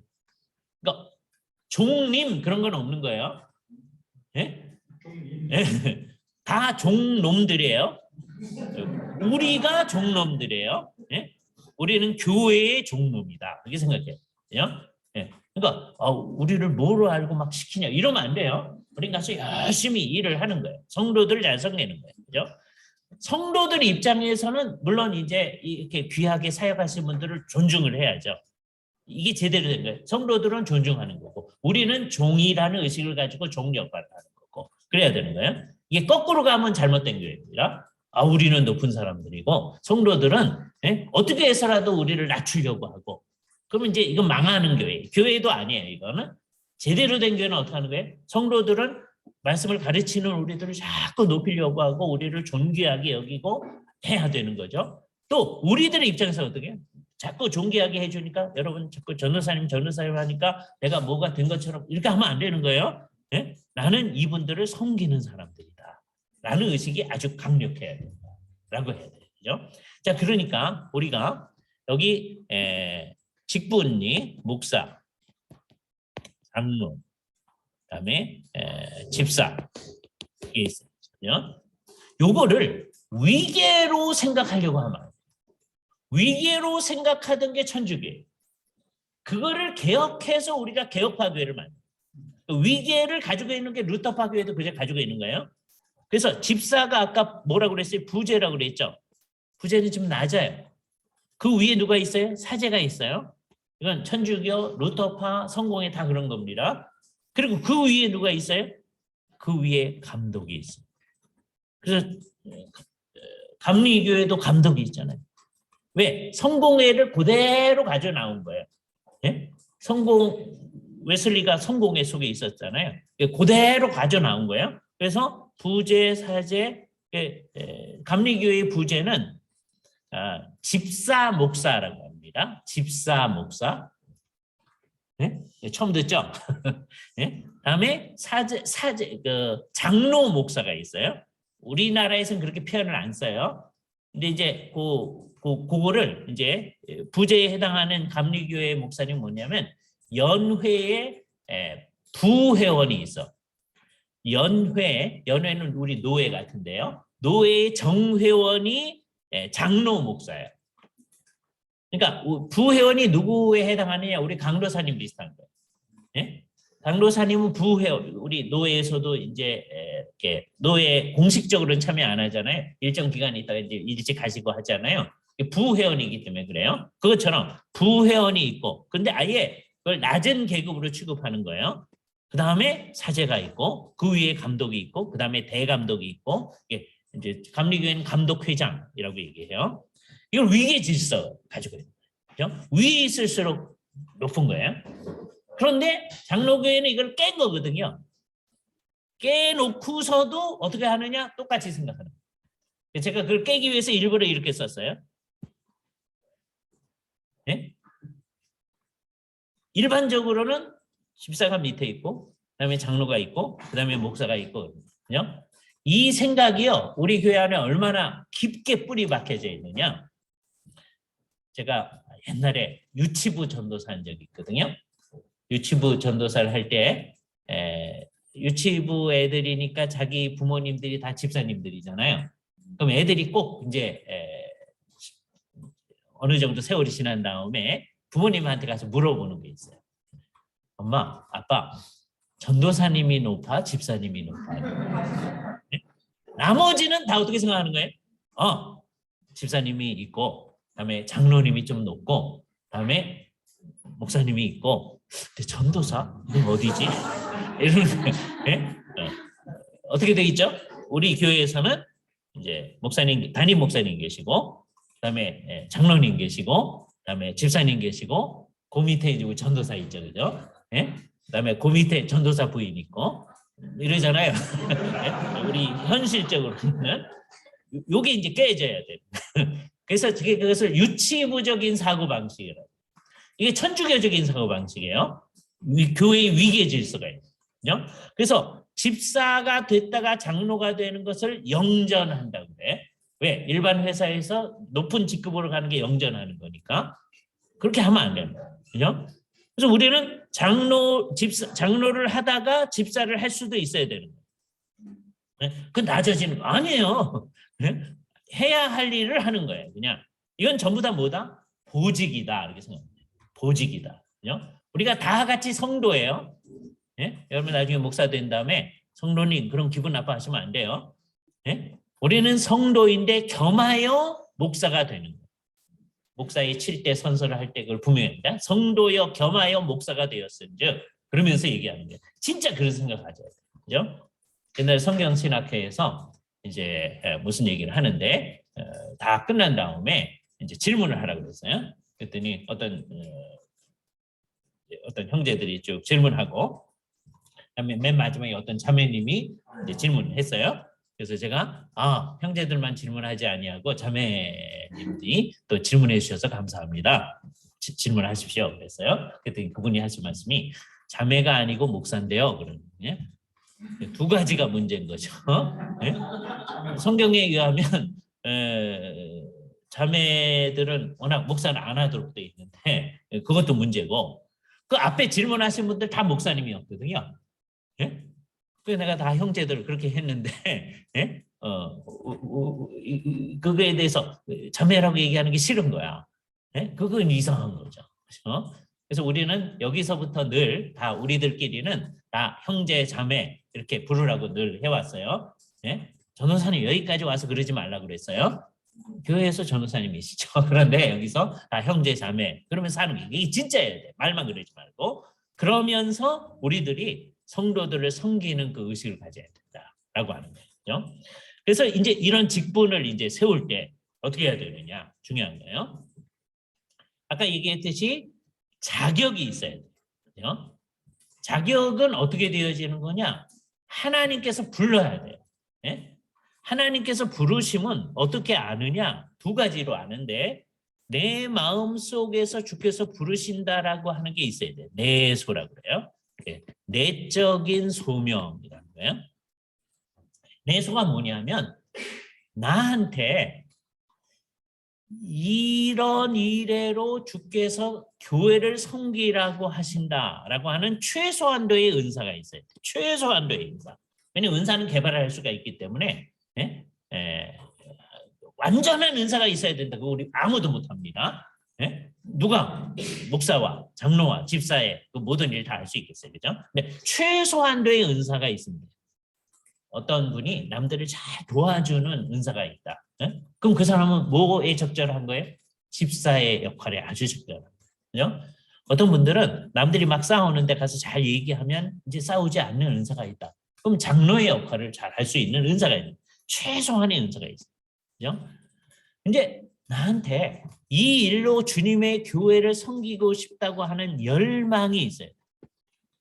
이거 죽어도 싫다. 그러면 주께서 부르시는 거 아니에요? 그죠? 그리고 그거는 정상적이 아니야. 교회 공동체에 있는 사람들은 다 언제든지 주님의 일을 하고 싶은 열망이 있어요. 지금 없다. 그럼 이상한 거야. 끝까지 없으면 예수를 믿는지를 궁금해야 돼. 예? 예수를 믿는 사람은 교회 공동체를 섬기고 싶은 열망이 있어요. 그죠? 그냥 쓰레기 치우는 일이라도 난 하고 싶습니다. 그런 열망이 있어요. 교회를 섬기고 싶은 열망이 있어요. 그리고 세 번째는 그 기회로 주께서 문을 열어주시고 길을 열어주시는 게 있어야 돼요. 요 세 가지를 우리가 내적인 소명이라고 해요. 무슨 음성이 들려오는 게 아니에요. 거기에다가 주께서 외적으로 우리를 불러주세요. 외적인 소명, 아우터 콜링이라고 해요. 외적인 소명은 뭐냐? 교회 공동체가 우리를 그 일례로 부르시는 거예요. 그래서 우리 교회 이제 집사님을 세울 때가 됐는데 투표를 했더니 성도들이 이 사람이 집사를 해야 된다. 이렇게 하는 거예요. 성도들이 하는 거예요. 이때 성도들은 어떤 마음으로 이걸 해야 돼요? 주님, 누가 이 일을 감당할 수 있을 자인지를 우리에게 보이시옵소서 하는 마음으로 성도들이 해요. 그죠? 그러지 않으면 성도들이 직무유기를 할 수가 있어요. 장로를 세울 때가 됐다고 봅시다. 자, 근데 그 교회가 마침 예배당을 좀 건축할 때가 됐어요.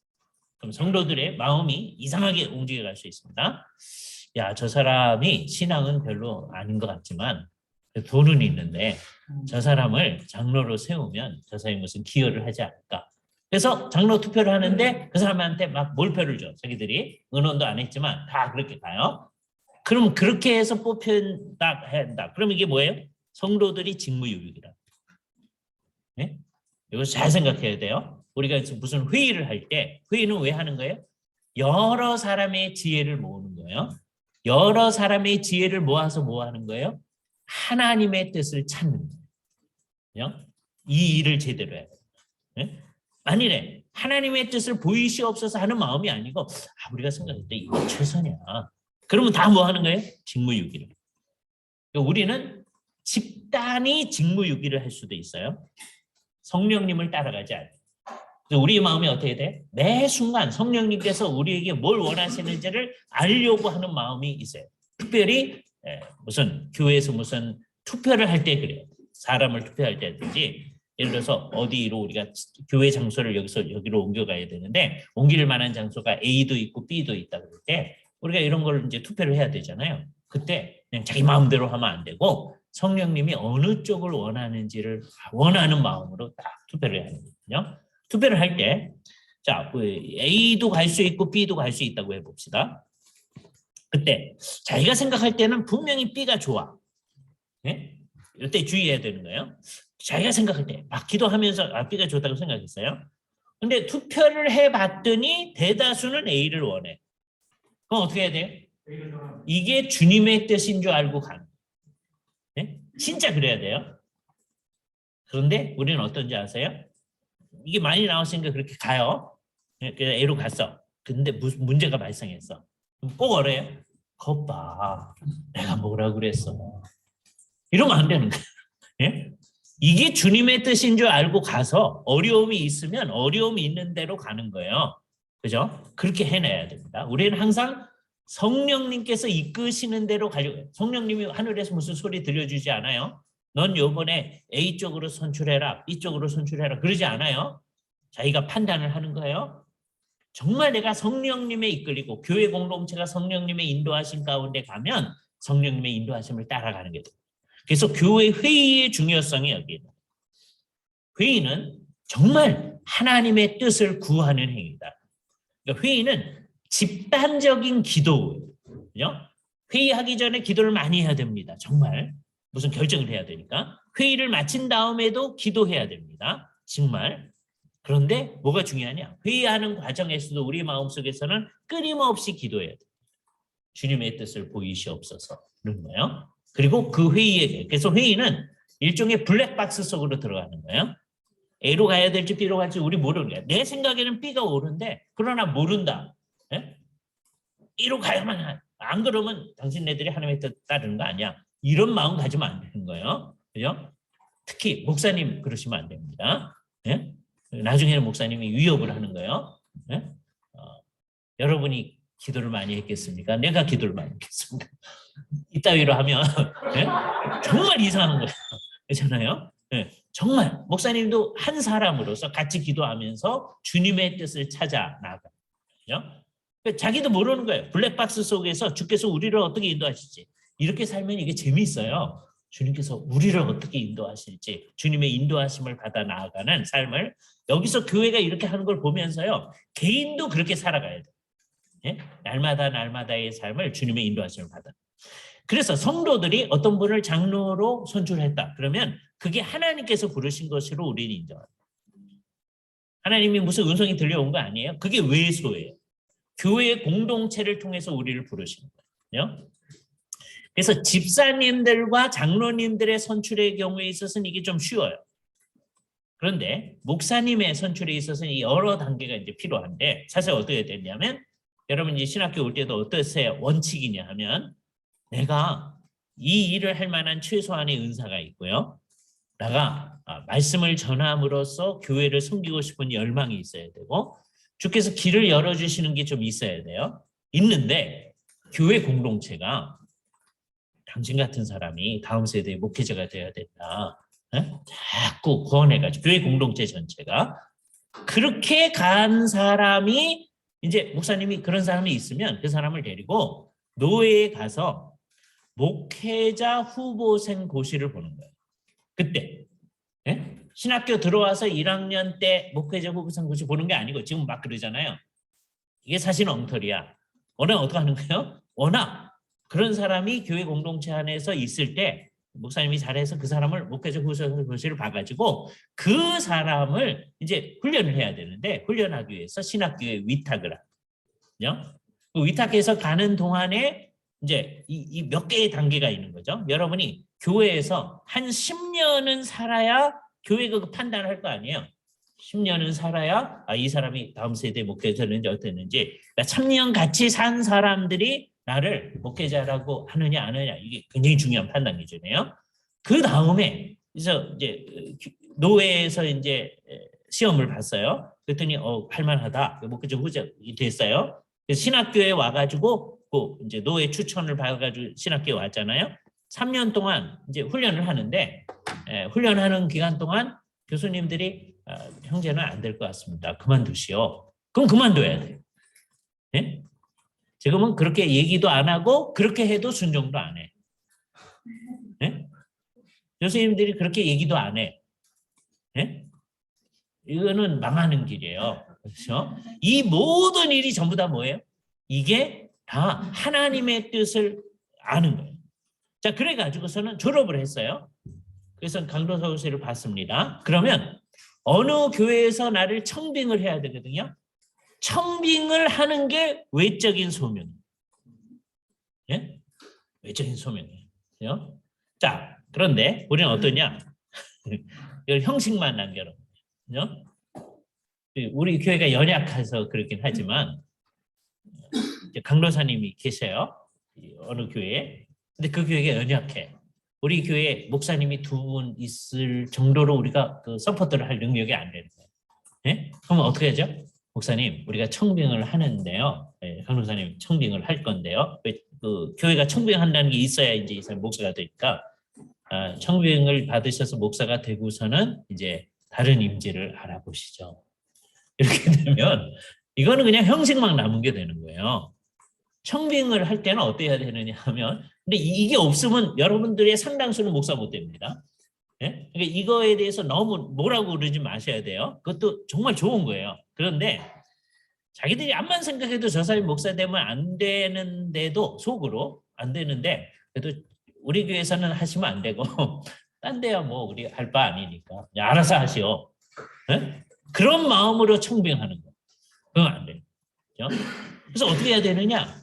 목사님이 되는 그 과정은요. 정말 험한 세월. 10년 동안 같이 살아서 그분들이 인정을 하는 사람, 10년 이상 인정하는 사람이 노회에도 가고 그다음에 신학교 가서 3년 동안 훈련해서 교수님들이 그만두라고 얘기도 안 하고 떨어뜨리지도 않고 이 과정을 거쳐야 되는 거예요. 그래서 그만두라고 그러면 그만둬서 이게 내 길이 아닌가 봐. 우리는 이거 하다가 그만둬도 파괴하는 게 아니거든요. 우린 천주교회가 아니에요. 천주교회에서는 신부님 하려고 하다가 그만두면 이거 파괴하는 거예요. 그러나 우리는 주께서 부르신 대로 주님의 일을 하는 거니까. 그죠? 그러나 이 얘기를 들으면서 그렇죠. 그러니까 이거 하나, 뭐 딴 거 하나 다 똑같으니까 그냥 하겠습니다. 이러시면 안 되죠. 정말 이 일이 귀하고 이 일이 고귀하다고 생각해서 이 일로 가야 됩니다. 그죠? 그렇게 해서 이제 목사님으로 이제 세움을 받는 거죠. 그죠? 그러니까 우리 모두가 이 생각을, 주께서 우리를 외적으로 소명하신다. 그래서 이제 소명을 하시게 되면 이제 어떻게 해야 되느냐? 이 일을 공적으로 이제 인준하는 것이 뭐냐 하면은 그것이 임직식이에요. 그래서 용어를 임직식이라고 얘기해요. 다른 말로 쓰지 마세요. 임직식을 할 때 이제 어떻게 하느냐? 이제 아까 목사가 되는 과정은 이제 복잡한데 그걸 인준하는 게 강도사 고시를 보고 나서 강도사로 인준을 하죠. 그럼 그때서부터가 설교할 수 있는 자격, 라이센스를 얻는 거예요. 그 전에 우리가 설교하잖아요. 이건 뭐예요? 무면허 설교야. 네? 근데 그것도 필요한 거예요. 목사님의 지도하에서 해야 돼. 여러분이 면허증 받기 전에 운전학원이나 뭐 친구 통해 가지고서는 연습을 해야 되잖아요. 연습 안 하고서는 도무지 운전면허 얻을 길이 없잖아요. 그죠? 그러니까 무면허 할 때에도 이제 미국 같은 시스템은 운전면허가 있는 사람이 옆에 있어 가지고서는 지도를 해야 이제 여러분 연습을 할 수 있는 거예요. 그죠? 예. 그렇게 할 수 있는 거죠. 그렇게 할 때는 또 이제 호주 같은 데는 뒤에다가 러너라고 차를 붙여야 됩니다. 이거는 그런 사람 아직 이제 하는 제대로 면허 받은 사람이 아니다라는 것을 붙이고 이제 하는 거예요. 자, 그래서 무면허 운전을 조금 하다가 이게 정말 불법적인 무면허 운전이 아니라 제대로 하기 위해서 하다가 이제 강도사님으로 이제 됐을 때 인준 받는 게 그게 면허를 받는 거예요. 비로소 하나님의 말씀을 공식적으로 선언할 수 있게 되어져요. 그죠? 그 전에 목사님이 지도하에서 그걸 하는 겁니다. 그랬다가 한 1년 내지 교회 공동체를 섬기고 나면 이제 임직을 하게 되어지죠. 이건 마치 뭐하고 똑같은 거예요? 어떤 집사님이 임직하는 거나 장로님이 임직하는 거나 지금 이제 목사님으로 임직하는 거나 같은 겁니다. 이때 제일 중요한 게 뭐냐면 이 일을 성령님이 주관해서 하시는 거다. 성령님께서 교회에 직분자들을 세우시는 거다. 그것이겠죠.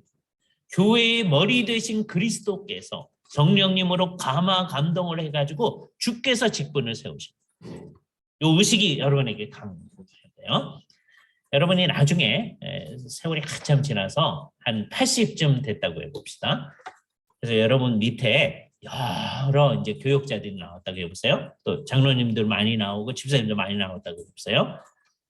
그 80대 된 목사님이 저 사람은 내가 장로로 세웠어. 내가 집사로 세웠어. 내가 목사로 세웠어. 절대로 그러면 안 되는 거예요. 네?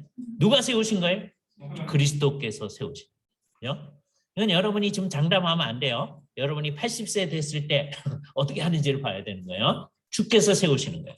그 일을 노회가 수종들어서 이 일을 하는 겁니다.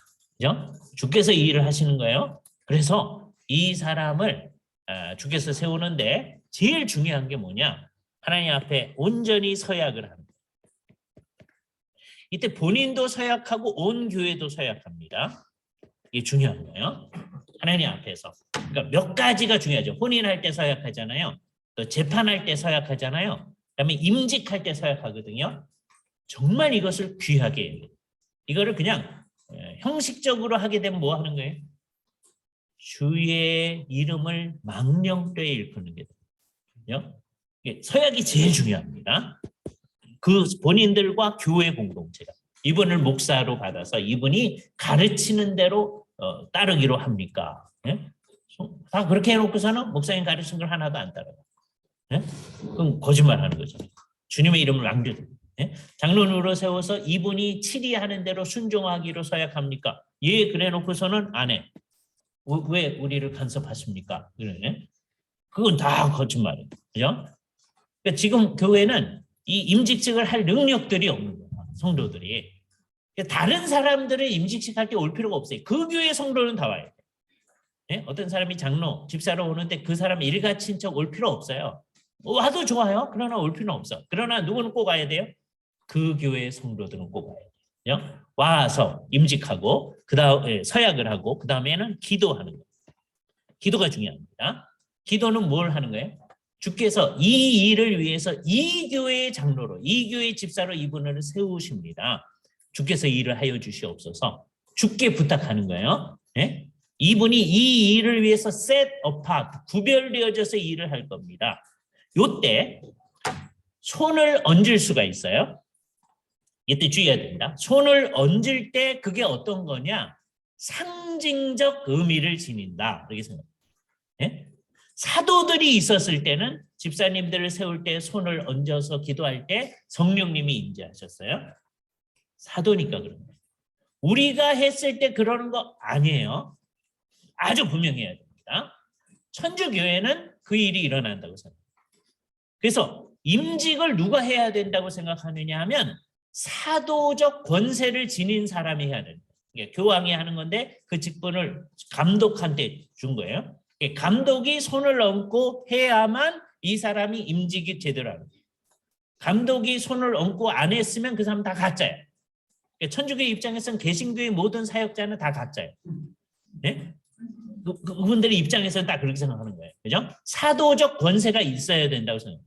네? 그래서 그분들이 중요하게 생각하는 건 사도적 계승이에요. 사도가 있고 그 직분을 감독이, 특별히 이제 교황이 그 사도적 직분을 계승했다는 거예요. 교황이 우리 시대의 사도다 이렇게 얘기하는 거예요. 그래서 우리는 그게 비성경적이다. 우리 시대의 사도가 없어요. 우리 시대의 사도는 누구예요? 그 13사람. 네? 그 13사람 죽었는데 이 13사람이 사도예요. 이 사람들이 우리한테 어떻게 영향을 미쳐요? 성경이라고 하는 사도적 가르침을 통해서 영향을 미칩니다. 그러니까 우리는 사도적 계승이 없어요. 뭐는 있어요? 사도적 가르침의 계승이 있어야 돼. 그게 진짜 교회예요. 자, 그런 교회가 이제 그래서 종교개혁 딱 하고서는요. 이 손 얹는 거 전부 다 없앴어요. 안수 전부 다 없앴어요. 칼빈이 안수 받은 적이 없는 것 같아요. 암만 생각해도. 그리고 의도적으로 맨 처음에 전부 다 없앴어요. 예? 스코틀랜드에서도 맨 처음에 제1치리서 1560년 제1치리서 할 때 없앴어요. 근데 세월이 한참 지나서 이제 이 미신이 손 얹는 거, 그러면 이제 손 얹을 때 어떻게 된다고 생각하는 게 사도적 은사가 임한다고 생각하는 거예요. 예? 성령님의 놀라운 은혜가 임한다고 생각한 거예요. 그걸 미신이라고 생각한 거예요.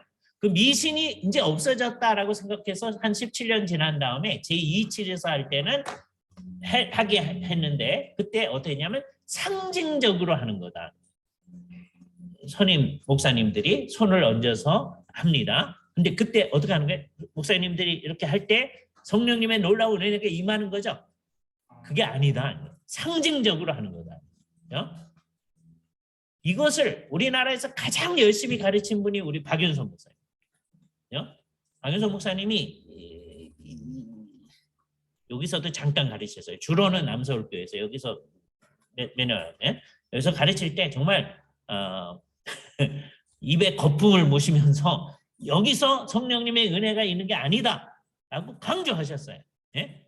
우리가 하는 건데 왜 헌법에 하도록 돼 있거든요. 그래서 안수를 합니다. 할 때 이거는 뭐예요? 상징적으로 하는 거다. 성령님의 은혜가 임하기를 원하면서 기도를 하는 거예요. 그러나 이때 임하는 건 아니야. 그걸 가르침을 받아서 우리 친구들이 우리들이 이제 임직할 때 아직 박 목사님이 살아계시거든요. 그러니까 어떤 때 어느 노회 박 목사님이 오셔서 이제 설교하시고 임직식에 참여하시는 경우가 있어요. 그때 우리 친구 중에 몇 사람이 이러는 거예요. 자기는 잘 봤다가 박 목사님이 있는, 왜냐면 여러 분이 이제 이렇게 하니까 박 목사님이 있는데 거기 앉아서 된다. 그 박 목사님을 존중하는 마음은 알겠죠. 박 목사님에게 있던 영감의 갑절 또는 7배라도 있기를 원하는 마음은 알겠는데 그게 박 목사님이 가르친 가르침에 반대되는 생각이잖아요. 이때 뭐 하는 게 아니다라고 가르치셨는데 그에 아무 생각이 없는 거예요.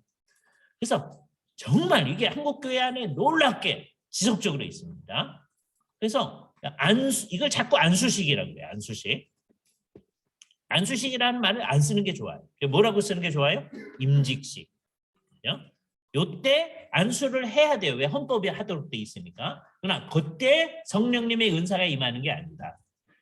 오히려 그 전에 성령님의 은사를 받아서 이 사람이 이 직분을 제대로 감당할 수 있도록 우리 모든 교회가 힘을 다해서 기도해야 돼요.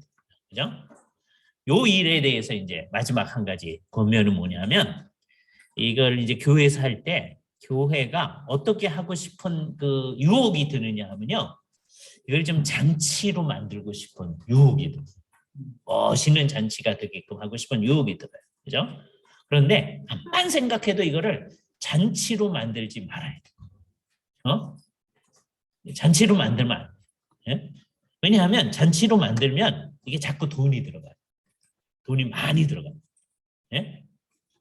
그러면 이제 어떻게 되느냐 하면 임직하는 분들이 자기도 모르는 사이에 내가 이번에 돈도 이렇게 많이 드는데 헌금을 어느 정도 해야 되지 않을까? 이 생각입니다. 예? 그래서 이게 위험한 생각이 드는 거예요. 그리고 어떤 데는 이제 지난번에 박성현 교수님 오셔서 얘기할 때도 뭐 이상한 얘기 들었던 거 있잖아요. 그죠? 그런 일이 막 발생하는 거예요. 예? 권사님 하는데 얼마 뭐 그런 거. 그거는 마치 무슨 인상을 주는 거예요? 성직 매매 같은 인상을 주는 거죠. 그래서 임직식 할 때 감사해서 헌금하는 거 좋은데 저는 뭐라 그러냐면 그때는 될 수 있는 대로 하지 말아라. 예? 하려면 그 전에 하든지 아니면 한참 지난 다음에 하든지 예? 감사하는 마음을 가져야 돼요. 그러나 요걸 요때쯤에 하면 마치 무슨 인상이 봐요? 예, 성직매매 같은 돈 내고 무슨 직분을 받는 듯한 인상이 있는 거죠. 그죠? 이게 하지 않아야 됩니다. 이때 무슨 감사헌금 뭐 이거 하지 말아야 돼요. 그랬더니 전혀 감사하는 마음이 없어. 그것도 안 되는 거예요. 예? 이 고귀한 직분을 맡아서 우리가 교회를 섬길 수 있는 거에 대한 감사는 정말 있어요. 그거를 이때 무슨 돈을 내 가지고 감사하는 거 하지 않도록 하기 위해서 이거를 잔치화하지 않도록 하는 것을 잘 생각을 해요. 그죠? 그래서 이때 돈이 오가는 일 있지 않아야 돼요. 그러니까 어떻게 하면 이게 적어지느냐? 임직식 하는 날 예를 들어서 권사님들 같이 뭐 한다. 권사님들 한복을 다 통일해서 입는다든지 이런 거 하지 말아야 돼. 예? 그렇게 되면 자꾸 돈이 들어가고 잔치화하고 그렇게 돼. 사람들 많이 오게 하고 그러면 이제 대접을 해야 되잖아요. 또 돈 들어가는 거예요. 그죠? 그러지 말고 그 교회를 잘 섬길 노력을 해 나가야 돼요. 그죠? 목회를 하다 보면 사람들이 자꾸 이것을 잔치화하고 싶은 유혹이 들 수가 있어요. 그러나 그러지 아니하도록 우리 교회가 교회다운 모습을 향해 나아가는 하나의 발걸음을 내딛는 것으로서 이 일을 할 수 있도록 해야 할 것입니다. 이게 이제 우리가 해 나가는 진정한 의미다라고 하네요. 이제 하나만 더 해야 되는데 이제 큰일 났네. 예. 시간이 다 됐어요, 그죠? 큰일 났어요. 다음 주에는 어쩔 수 없이 그냥 예배 문제에 집중하면서 다른 거를 생각하도록 하겠습니다. 같이 기도합니다.